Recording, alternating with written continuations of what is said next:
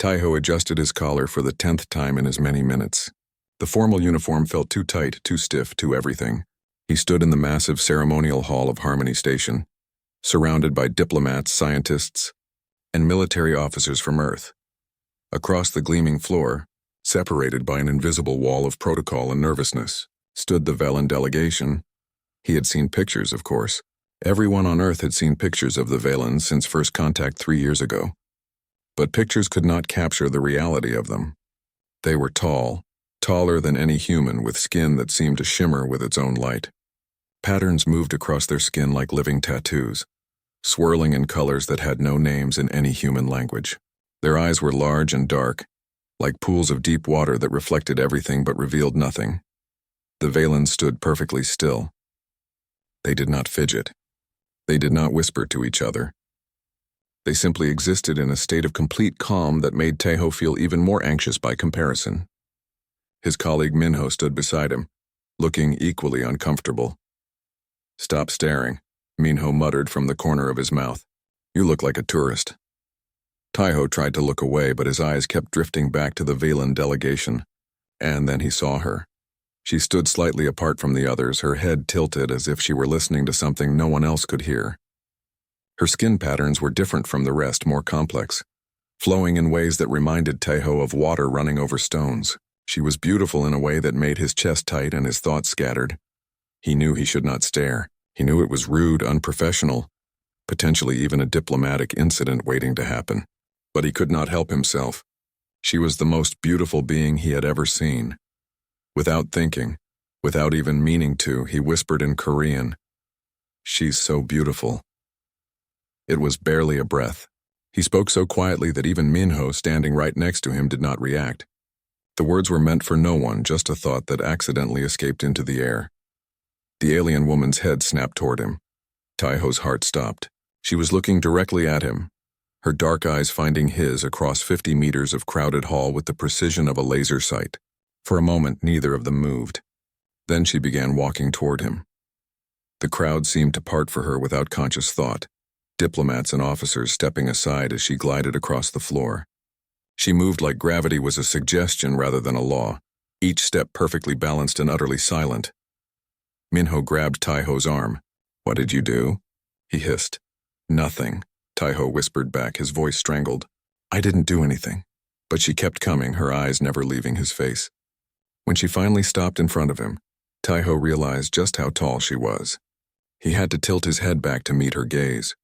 Up close, her skin patterns were even more mesmerizing, shifting and flowing like the surface of a soap bubble. When she spoke, her voice was like music, clear and perfectly modulated. And she spoke in flawless Korean. "I heard you," she said. Taiho's mind went blank. Of all the things he had expected her to say, that was not one of them. "I'm sorry, what?" "When you said I was beautiful," she continued, still in Korean, "I heard you." The blood drained from Taiho's face. That was impossible, he had whispered. He had barely made a sound, and she had been 50 meters away in a room full of people. There was no way she could have heard him. "No way at all.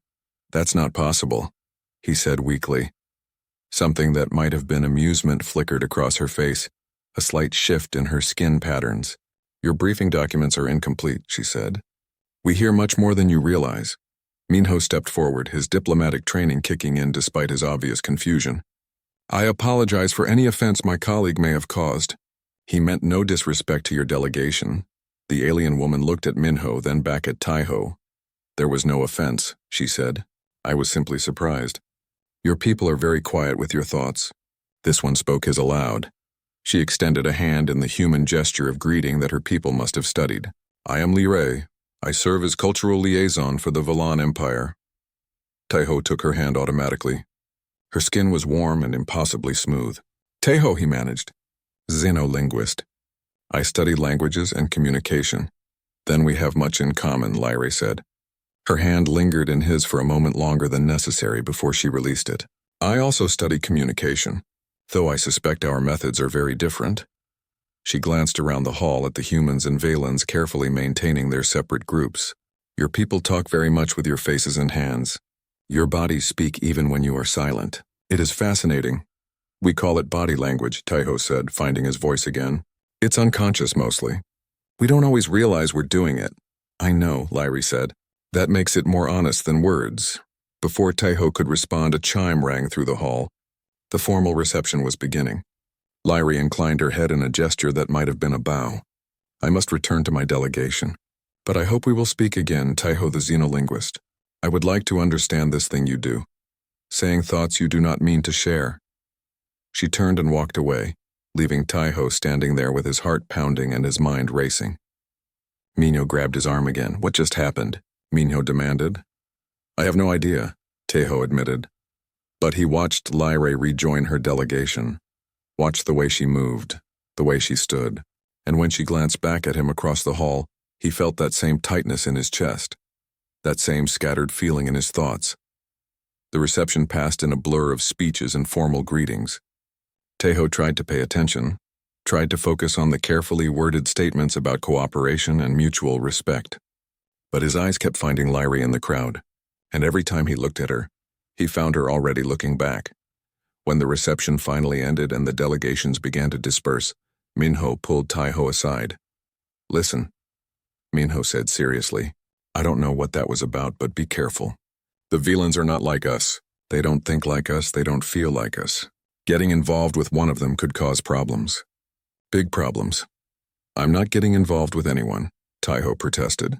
She just wanted to talk. She crossed an entire hall because she heard you whisper, Minho pointed out. That's not just talking. That's something else. Taiho knew Minho was right. He knew he should be cautious, professional, careful. But when he returned to his quarters that night and lay in his bunk staring at the ceiling, all he could think about was the way Lyrie had looked at him. The way she had said his name.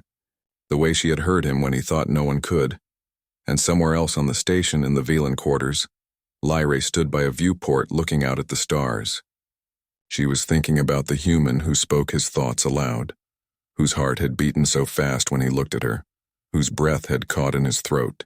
She had heard it all, every biological sign of his reaction to her. Her people would say such reactions were primitive, uncontrolled, something to be mastered and hidden. But Lyrie found it beautiful. She found him beautiful, and that thought, so unexpected and so dangerous, made her skin patterns shift in ways she could not quite control. 3 days after the reception, Taiho received a message on his personal terminal. The sender was listed as Lyrie, Cultural Liaison, Velan Delegation. His heart started beating faster before he even opened it. The message was simple and formal. She requested his assistance with the cultural exchange program. As a xenolinguist, he would help her understand human communication methods. They would meet in Conference Room 7 at 1000 hours. Taiho arrived 15 minutes early. He told himself it was professionalism, but he knew he was lying. Conference Room 7 was small and quiet, with a round table and soft lighting. He paced around it, trying to calm his nerves. Lyrie arrived exactly at 1000 hours. Not a minute early, not a second late. She wore a simple garment that draped over one shoulder, leaving her other arm bare. The patterns on her skin were slower today, moving like clouds instead of water. Thank you for agreeing to this, she said, settling into a chair with that impossible grace. I have many questions about your species. I'm happy to help, Taiho said, sitting across from her. What would you like to know? Lyrie tilted her head, studying him. Why does your heart beat faster when I enter the room? The direct question caught Taiho completely off guard. He felt heat rising to his face. That's... You can hear that? I can hear everything, Lyrie said simply. Your heartbeat, your breathing, the small sounds your muscles make when you move. Every living thing makes sounds. Most beings only hear a small range of them. We hear much more. She leaned forward slightly. So I ask again, why does your heart beat faster? Are you frightened of me? No, Taiho said quickly. No, I'm not frightened. Then what is it? Taiho struggled to find words. How could he explain attraction to someone who might not even understand the concept? It's... When humans find someone attractive, our bodies react. We can't control it. Heart rate increases, breathing changes, palms get sweaty. It's biological. Attractive, Lyrie repeated as if tasting the word. This means you find me pleasing to look at? Yes, very much so. And this causes physical changes in your body that you cannot control? Exactly. Lyra sat back, her skin patterns shifting into something that might have been surprise. How strange. My people learned long ago to control such responses. We consider it undisciplined to let our bodies betray our thoughts. But what about your feelings? Tejo asked. Don't you feel anything when you see someone you find attractive? We feel, Lyra said carefully. But we do not show. Emotions are private things, not to be broadcast for anyone to observe. Your species does the opposite. You cannot help but show what you feel. It makes you very loud. Over the following weeks, they met regularly. Lyra wanted to understand everything about human communication. She was fascinated by facial expressions, how a single movement of the eyebrows could change the entire meaning of a sentence. She practiced smiling in front of a mirror, her movements stiff and uncertain at first, then gradually more natural. Tejo taught her about Korean culture specifically. He explained the concept of jong, that deep emotional bond that went beyond simple friendship or love. He showed her Korean music, watching her face as she listened to the rise and fall of traditional instruments. Your music is chaotic, she said, but there was something like wonder in her voice. It does not follow perfect mathematical patterns like ours. It feels alive. That's the point, Tejo said. It's supposed to make you feel something. I do feel something, Lyra admitted quietly. I should not, but I do. In return, Lyra taught Tejo about Velen communication. She explained that while humans spoke with words and body language, Velen spoke with words and nothing else. Every gesture was controlled, every expression managed. They prided themselves on perfect emotional control. But you can hear our emotions anyway, Tejo pointed out, through our heartbeats and breathing. So you know what people are feeling even when they try to hide it. Yes, Lyra said, which is why we work even harder to control our own physical responses. It is considered shameful to let others hear your true feelings. That sounds lonely, Tejo said. Lyra looked at him for a long moment. It is, she finally admitted. I never realized how lonely until I came here. Your people are so loud with their feelings. You share them freely, even with strangers.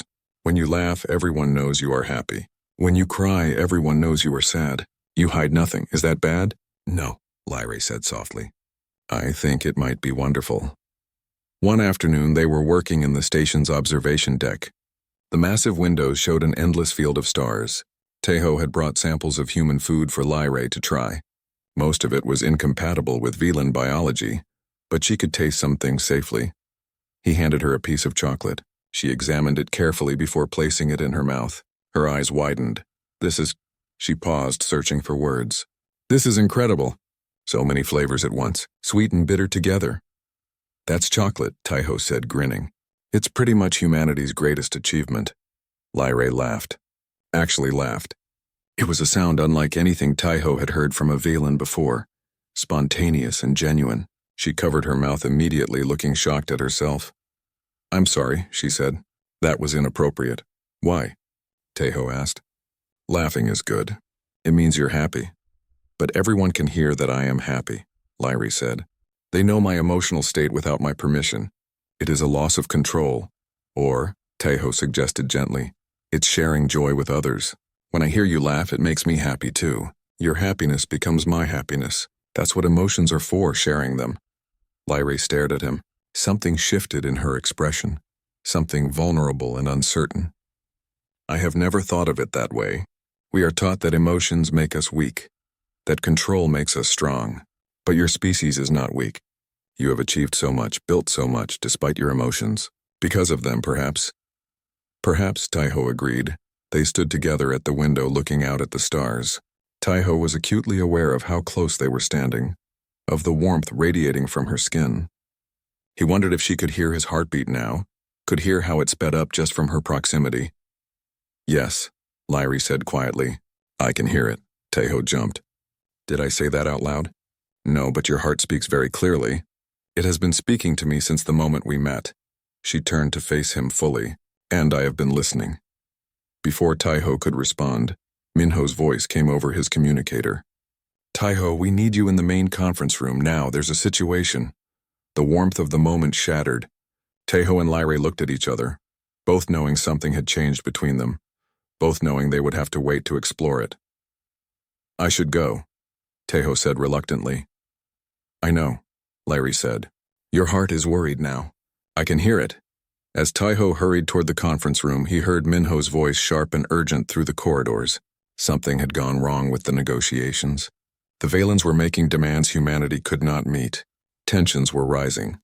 There was talk of the delegation leaving, of the alliance failing before it even began. And somewhere in the Valen quarters, Lyrie stood alone, pressing her hand against her chest, feeling her own heartbeat. For the first time in her life, it was racing, uncontrolled and wild. And for the first time in her life, she did not try to stop it. The conference room buzzed with angry voices when Taiho arrived. Human diplomats clustered on one side of the table, their faces tight with stress. The Valen delegation stood on the other side, perfectly still and expressionless as always, which somehow made them seem even more threatening. Minho pulled Taiho aside. It's bad. The Valens want exclusive mining rights to 3 systems in the border zone. If we give them up, we lose access to rare minerals we need for our jump drives. If we refuse, they're threatening to end negotiations. Can't we compromise? Taiho asked. We've tried. They won't budge. Minho ran a hand through his hair, a gesture of pure frustration. And now there's something worse. You know Hana from security? Taiho nodded. Hana was a young officer, friendly and competent. She had helped him navigate the station when he first arrived. She was found in a restricted section of the Valen quarters 2 hours ago. They're accusing her of espionage. Taiho's blood ran cold. That's ridiculous. Hana wouldn't spy on anyone. I know that. You know that. But the Valens are demanding she be handed over to them for punishment. They say it's a matter of honor and security. Minho's expression was grim. If we refuse, they'll leave. If we agree, we're basically admitting guilt and throwing Hana to the wolves. Either way, the alliance is finished. Taiho looked across the room and found Lyrie standing behind the Valen ambassador. Her face was as controlled as the others, but he knew her better now. He could see the tiny signs of tension in the way she held herself. An idea struck him. What if we could prove she's innocent? How? The Valens say their security footage shows her accessing restricted files. But do they show why she was there? What if she just got lost? This station is huge and poorly marked. I got lost 3 times in my first week. Minho frowned. Even if that's true, how do we prove it? Taiho looked at Lyrie again. I might know someone who can help. He pushed through the crowd until he stood in front of the Valen delegation.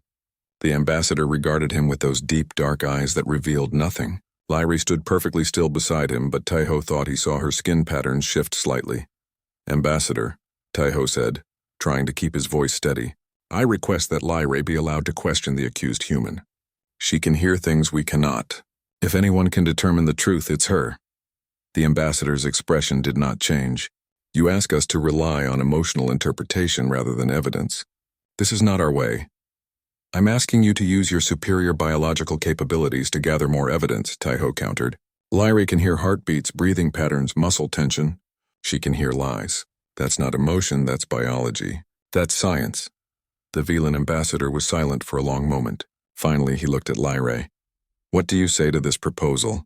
Lyrie met Taiho's eyes briefly before answering. I believe it has merit, Ambassador.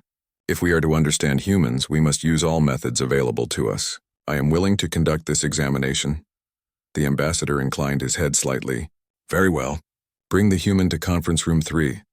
Lyrie will question her, but know this, she will report only facts, not feelings. If the human is guilty, she will be punished according to our laws. An hour later, Taiho sat in an observation room watching through one-way glass as Hana was brought into the adjacent conference room. She looked terrified, her face pale and her hands shaking. Lyrie entered from the other door, moving with her usual grace. Hana flinched when she saw the tall alien woman. Taiho could not blame her. Even knowing Lyrie as he did, she was intimidating in official capacity. Lyrie sat down across from Hana. I am going to ask you questions, she said in perfect English. You will answer truthfully. I will know if you lie. I didn't do anything wrong, Hana said, her voice cracking. I swear I was just lost. Tell me exactly what happened, Lyrie said. Hana took a shaky breath. I was trying to find the recreation deck. The signs in that sector are confusing, half in Valen script that I can't read. I took a wrong turn and ended up in a corridor I didn't recognize. I saw a terminal and tried to access the station map to figure out where I was. That's when their security grabbed me. Lyrie leaned forward slightly. You accessed a restricted terminal. I didn't know it was restricted. There are no markings in English. I just saw a terminal and needed directions. Taiho watched Lyrae carefully. Her head was tilted in that listening posture she often adopted. She was not just hearing Hana's words. She was hearing everything, every biological signal of truth or deception. "Why were you going to the recreation deck?" Lyrae asked. "I was off duty. I wanted to relax, maybe play some games." Hana's hands twisted together. "Please, you have to believe me. I would never jeopardize the alliance. I was just lost and scared and stupid." Lyrae was silent for what felt like an eternity. Then she stood and left the room without another word. Taiho jumped up and rushed out to meet her in the corridor. "Well?" he asked. Lyrae's expression was troubled. Her heartbeat was elevated but consistent. Her breathing was rapid, but it matched fear patterns, not deception patterns. When she spoke of being lost, her muscle tension decreased, which indicates relief at telling truth, not stress from maintaining a lie. She paused. "She is telling the truth. She was simply lost. You're sure?" "I am sure. Will you tell the ambassador?" Lyrae looked at him, and for the first time since he met her, he saw real conflict in her eyes. "If I tell him the truth, I must explain that I used emotional interpretation to reach my conclusion. Fear patterns, relief, stress, these are not acceptable evidence in Velen law. I will be questioned, possibly disciplined. But an innocent person will be punished if you don't speak," Taiho said. "I know." Lyrae's skin patterns swirled faster, a sign of agitation he had learned to recognize. "In my culture, duty comes before personal cost. I should report only the facts that can be measured and quantified. But I have been learning from you, from your people. You taught me that feelings matter, that emotions are not weakness but strength. If I stay silent now, I betray everything you taught me." She straightened her shoulders. "I will tell the ambassador the truth. All of it." The formal hearing was brief and brutal. Lyrae stood before both delegations and stated clearly that Hana was innocent. When the Velen ambassador demanded her reasoning, she explained about heartbeats and breathing patterns and fear responses. She spoke about emotional interpretation and intuitive understanding. The ambassador's skin patterns turned sharp and angular, a sign of displeasure that even the humans could recognize. "You shame yourself," he said coldly. "You allow emotion to cloud your judgment. This is not the Velen way." "Perhaps the Velen way is incomplete," Lyrae said, and the room went dead silent. No one contradicted an ambassador. Ever. We pride ourselves on logic and evidence, but we ignore the evidence our own senses provide. This human's body spoke the truth in ways words never could. To ignore that is to blind ourselves deliberately. "You are relieved of your official duties," the ambassador said. "You may remain on the station, but you will not represent the Velen Empire until you have remembered your place." Lyrae bowed her head in acceptance. But Taiho saw it was not shame in her posture. It was something else. Something like freedom. The human delegation, stunned by Lyrae's sacrifice, found their voices. They argued passionately for Hana's innocence, pointing out the poorly marked corridors and confusing layout. Eventually, grudgingly, the Velen ambassador agreed to release Hana with a warning. The crisis passed, but the tension remained. That night, Taiho found Lyrae in the observation deck, standing alone at the windows. He approached quietly and stood beside her. "You gave up everything for someone you barely know," he said softly. "No," Lyrae replied. "I gave up a position that required me to deny what I know to be true. That is not everything. That is nothing." She turned to face him. "You asked me once about feelings, about attraction. I told you my people control such things. But I realize now that control and denial are not the same thing. I have been denying what I feel, pretending it does not exist. But it does exist. I feel it every time I see you. Every time I hear your heart beat faster when I enter a room." Taiho's breath caught. "Lyrae, I am frightened," she admitted. "My people will say I have lost myself. But I think perhaps I have found myself instead. You humans, you are so brave with your feelings. You speak them aloud without fear. I want to be that brave." She reached out and took his hand. "I hear your heart, Taiho, and it speaks to mine." Standing together in the starlight, two different species finding common ground in the universal language of connection, neither of them noticed the brewing storm that would soon test everything they had built. The alarm woke Taiho from a dead sleep, not the gentle chime of a scheduled wake-up, but the harsh blare of an emergency alert. Red lights flashed in his quarters as the station's automated voice announced a critical failure in the life support systems. Taeho grabbed his emergency kit and rushed into the corridor. Other humans were emerging from their quarters, confused and frightened. Minho appeared already dressed and moving with purpose. "What's happening?" Taeho shouted over the alarm. "Life support is failing in sections 12 through 18. We're evacuating everyone to emergency shelters." Minho grabbed Taeho's arm. "Come on. Shelter 7 is closest." They ran through the corridors as emergency doors began sliding shut, sealing off the damaged sections. Taeho's mind raced. The Valen quarters were in section 15. Lyrie was in the danger zone. He pulled away from Minho. "I have to check on someone. Are you insane? We have maybe 10 minutes before those sections lose atmosphere completely." "Then I better hurry." Taeho ran against the flow of evacuating personnel, dodging around people and ducking under closing bulkheads. His communicator buzzed frantically with messages ordering him to report to a shelter, but he ignored them all. He had to know Lyrie was safe. He reached the Valen quarters just as the last emergency door began to close. He slid under it, scraping his shoulder painfully, and found himself in an eerily empty corridor. The Valens had already evacuated. Of course they had. They were efficient like that. But then he heard a voice calling his name. Lyrie appeared from a side corridor, her skin patterns flashing in colors he had never seen before. Fear colors, he realized. "What are you doing here?" she demanded. "This section is being sealed." "Making sure you got out," Taeho said. "I was looking for you," Lyrie said. "I heard the alarm and I needed to know you were safe." They stared at each other for a moment. Then the lights flickered and died, replaced by dim emergency lighting. The air suddenly felt thinner. "The shelter," Taeho said. "We need to get to a shelter now." They ran together through the darkening corridors, but every path they tried was blocked by sealed doors. The station was isolating the damaged sections automatically, and they were trapped inside. Taeho's communicator was dead. The emergency systems had cut all non-essential power. Finally, they found a small storage room with an emergency seal. They ducked inside and Taeho slammed his hand on the door control. The heavy door slid shut with a hiss of pressurizing air. The room was barely 3 meters square, filled with supply containers and emergency equipment. Taeho activated a portable oxygen generator. It hummed to life, but the gauge showed it had maybe 2 hours of power. Maybe. "Well," he said, trying to sound calmer than he felt, "this is not how I planned to spend today." Lyrie sank down against the wall, her legs folding gracefully beneath her. "I can hear everything," she said quietly. "The station is dying around us. Hull breaches in 3 sections, fires in the power conduits. And your heart? Your heart is racing so fast." "Sorry," Taeho said, sitting beside her. "Fear response. Can't really control it." "Don't apologize," Lyrie tilted her head, listening. "It's beautiful." "My fear is beautiful?" "No. The fact that you came looking for me despite your fear. That is beautiful." She reached out and placed her hand over his chest, feeling his heartbeat directly. "This sound, this rhythm. It tells me everything about you. Right now it says you are frightened but trying to be brave. It says you care more about my safety than your own. It says," she paused, "it says you feel something very strong for me." Taeho covered her hand with his own. "Yeah, it does."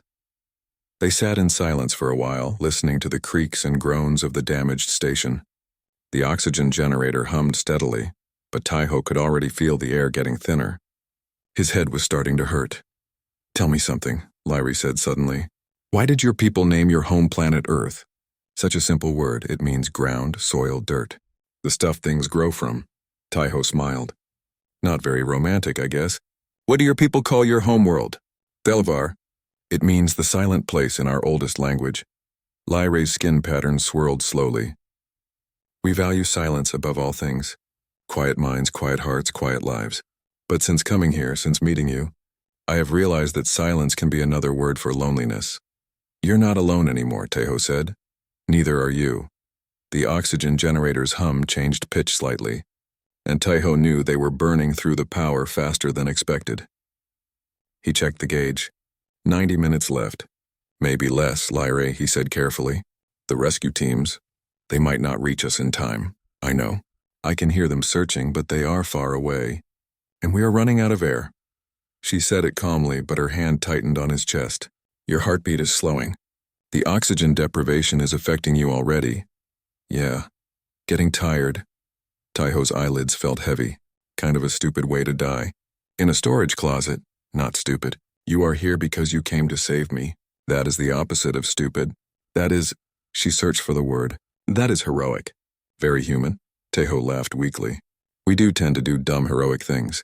It's kind of our specialty. Lyrae shifted closer to him, until they were pressed side by side in the small space. Tell me about Earth. I want to hear about your home. So Taiho talked. His voice getting softer as the oxygen thinned. He told her about Seoul, about the mountains and the ocean and the way the city lights looked at night. He told her about his family, his mother who worried too much and his father who told terrible jokes. He told her about the first time he looked up at the stars and knew he wanted to go there. And Lyrae listened. Not just to his words, but to everything. His slowing heartbeat, his labored breathing. The way his body was slowly shutting down as the oxygen ran out. I wish I could have seen it, she said. Your Earth. I wish I could have shown you my favorite places. The tea house where I spent every Saturday. The library where I learned about xenolinguistics. The park where... Taiho paused, fighting to keep his eyes open. Where I first saw a picture of alien life and knew I wanted to meet them someday. You met me, Lyrae said. Best day of my life. Even if it might also be the last. Lyrae made a sound that might have been a laugh or a sob. You humans, you are so strange. You broadcast your feelings to anyone who will listen. You are loud in your love, in your fear, in your hope. We Velans, we have been silent for so long I think we forgot how to truly hear. She placed both hands on his face, turning him to look at her. But I hear you now, Taiho. I hear everything you feel. And I want you to hear me. She pressed her forehead against his, a gesture of intimacy among her people. I feel something for you that I have no words for. In my language, we have no word for what humans call love. We removed it from our vocabulary generations ago because we thought we had removed the need for it from our hearts. But we were wrong. I was wrong. Lyrae, Taiho's voice was barely a whisper. Your heart is saying something, she said urgently. Even now, even as it slows, it speaks to me. What is it saying? That I love you, Taiho breathed. That even if we die here, I got to meet you. I got to know you. That's worth everything. I know, Lyrae said. I have been listening. The oxygen generator sputtered. The lights dimmed further. Taiho could barely keep his eyes open now. He felt Lyrae's arms around him, heard her voice whispering something in her own language, words he could not understand but somehow knew meant the same thing his heart was saying. He let his eyes close. The last thing he heard was Lyrae's voice, and beneath it the sound of two heartbeats, different species but beating in the same rhythm. Then the door exploded inward. Light and air rushed in. Hands grabbed them, pulling them apart and into the corridor. Voices shouted orders. Someone put an oxygen mask over Taiho's face and the world came rushing back in a wave of sound and sensation. He gasped, sucking in air, and looked around frantically. Lyrae? She was there, just a meter away, also being given oxygen. Her eyes found his and something passed between them that needed no words and no translation. Minho's face appeared above him. You absolute idiot. We thought you were dead. Not yet, Taiho managed. They were carried to the medical bay on stretchers. As the doctors worked on him, Taiho heard Minho talking to someone in the corridor. Heard the words sabotage and extremists and both sides. Someone had deliberately damaged the station. Someone who wanted the alliance to fail. Someone who thought that if people died, the two species would blame each other and go to war. But they had failed. The rescue teams had worked together, human and Velan side by side, searching every section until they found the missing pair. Fear and hope did not recognize species barriers. As Taiho drifted into medicated sleep, he felt someone take his hand. He knew without opening his eyes that it was Lyrae. He squeezed back gently. I hear you, she whispered. And he smiled. 6 months after the sabotage, Taiho stood on a transport ship, looking out at a planet he had only seen in pictures. The Velan homeworld hung in space like a pearl, its surface covered in crystalline cities that caught the light of twin suns and scattered it into rainbows. Nervous? Minho asked from beside him. He had insisted on accompanying Taiho as official liaison, though they both knew it was really because he wanted to see the Velan homeworld for himself. Terrified, Taiho admitted. What if they hate me? What if they think I corrupted Lyrae? Then they're idiots, Minho said bluntly. Besides, you're not going there for them. You're going for her. The investigation after the sabotage had uncovered a conspiracy that shocked both species. Extremists from both sides had worked together to destroy the alliance. Humans who feared Velen's superiority, and Velens who considered humans too primitive had joined forces to stage incidents that would drive the species apart. But their plan had backfired. The image of human and Velen rescue teams working side by side, of two species risking everything to save two individuals who represented their fragile hope for peace, had captured the imagination of both worlds. Public opinion shifted dramatically. The alliance was not only saved, it was strengthened, and Lyrae had become famous, or infamous depending on who you asked. She had returned to the Velen homeworld to face judgment for her actions. Using emotional interpretation in official capacity, contradicting an ambassador, and worst of all, forming an emotional attachment to an alien. Any one of these things would have been enough to disgrace her. All three together should have destroyed her career and reputation completely. Instead, something unexpected happened. A movement had started among younger Velens. They called themselves the Listeners, and they argued that their species had gone too far in suppressing emotion. They pointed to humanity's achievements, to the creativity and innovation that came from emotional thinking. They asked why the Velens, for all their superiority, had not made certain discoveries that humans had not created certain art forms, had not built the kinds of deep bonds that humans formed so easily. They asked if maybe, just maybe, perfect control came at too high a cost. Lyrae had become their symbol, the Velen who dared to feel, who dared to choose truth over duty, who dared to love an alien. The establishment considered her dangerous. The young considered her a hero, and she had invited Taiho to come speak before the Velen Council. The transport landed in a port that looked like a sculpture made of light and glass. Velen attendants greeted them with the formal stillness Taiho had learned to expect, but he thought he saw curiosity in some of their eyes. The human who had captured the attention of one of their own. Lyrae met them at the entrance to the council building. She wore formal robes that flowed around her like water, and her skin patterns were controlled and precise. But when she saw Taiho, those patterns flickered into something warm and joyful, just for a moment before she regained control. "You came," she said. "Of course I came," Taiho replied. "You asked me to." They wanted to embrace, but there were too many watching eyes. Instead, they stood close enough that Taiho knew she could hear his heartbeat, could hear everything he felt. "The council is waiting," Lyrae said. "They want to hear the human perspective on emotional communication. They want to understand what I see in your species, what I see in you." "No pressure, then," Taiho muttered. The council chamber was enormous, with seats rising in concentric circles around a central platform. Hundreds of Velens filled those seats, their faces calm and their bodies still. Taiho felt like an insect under a microscope. The head counselor spoke first. "Human Taiho, you have been brought here to explain your species' approach to emotional expression. Lyrae claims that your openness with feelings is not a weakness but a strength. We wish to understand this perspective." Taiho took a deep breath and stepped onto the platform. He had prepared a speech, had practiced it 100 times.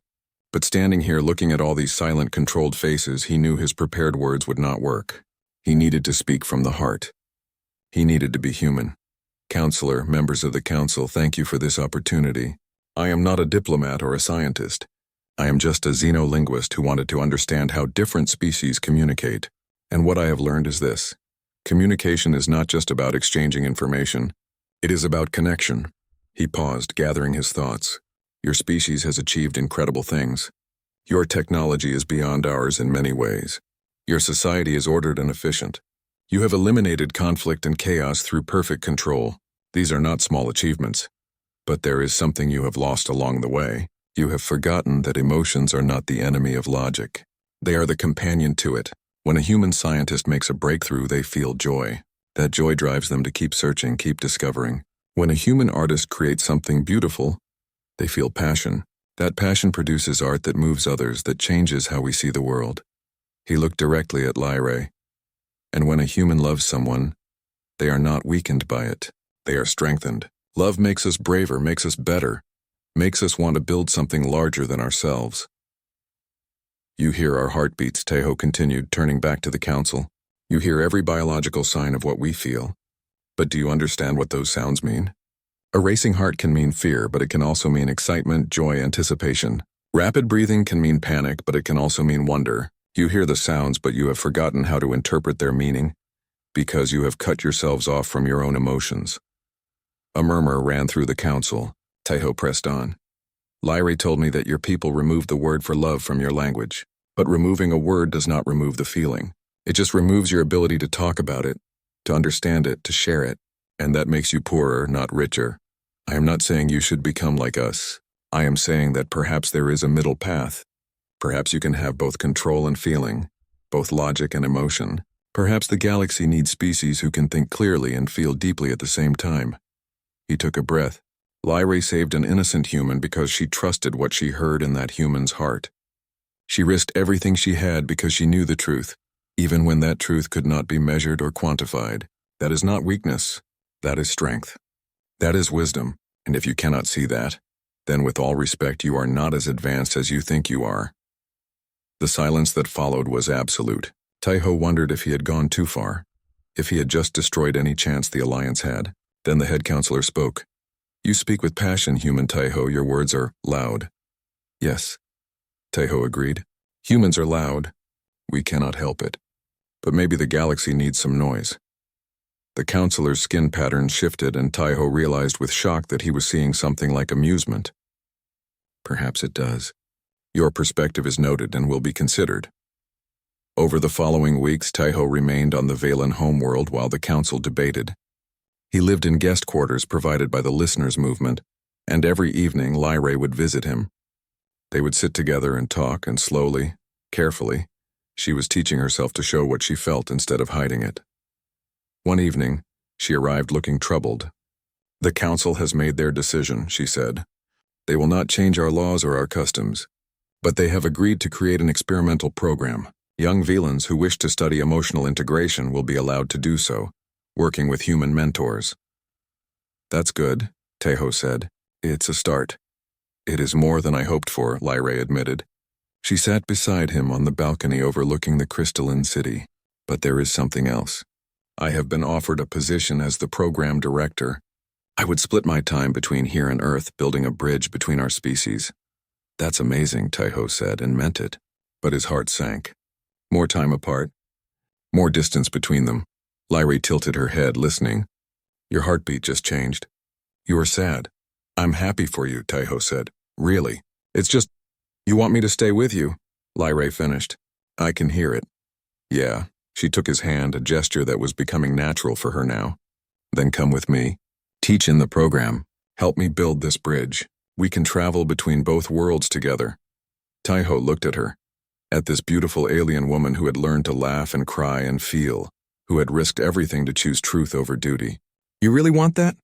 I hear your heart every moment we are together, Lyrae said. It speaks to me in ways words never could, and my heart, which I spent my whole life keeping silent, has learned to speak back. Yes, I want that. I want you. They kissed then on a balcony under alien stars, two species learning that some languages were universal. Taiho felt her heartbeat against his chest, heard her breath catch in a very human way, and knew that this was what the galaxy needed. Not perfection, but connection. Not silence, but understanding.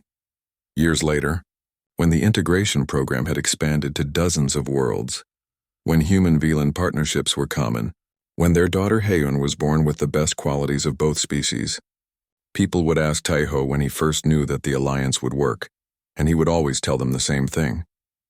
The moment I whispered something I thought no one could hear,